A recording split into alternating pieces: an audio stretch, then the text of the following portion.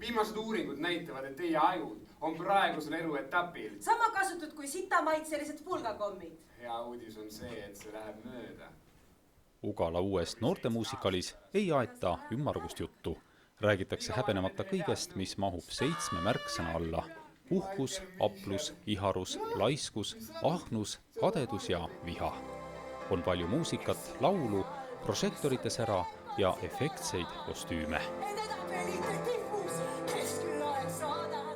Ja see on väga taotluslik, et noortega räägitakse noortele arusaadavas keeles. Sellele keelele on meil pandud omakorda suur rõhk peale. See on keeratud natukene groteski, et mitte, et me natukene ei räägi nende keeles, vaid me räägime nendega ikka väga palju nende keeles. See on kõige ilusam kõigide naktagide ema. See on kõige ilusamast krokodilli eesnahast tehtud. Ma arvan, et kõik noored on mingil ajal sellised või taolised, et see on kuskilt ikka tulnud, et sellise lavastuse tegime. Õigemini see on selline periood, mis tuleb läbi elada, mis on paratamatu. Aga ma usun, et see ei määra meie inimeseks olemist. Autori originaaltekst kohandati Eesti oludesse, et vaatajal oleks kergem laval toimuvaga samastuda.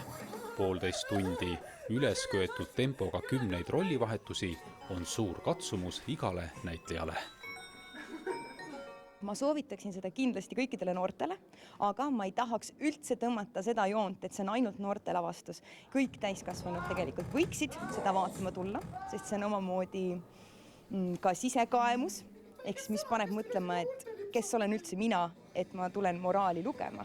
Ja kõigepealt peaksin ka endale üldse otsa vaatama, et kas ma olen oma pattudest nii puhas ja samamoodi olema eeskuju.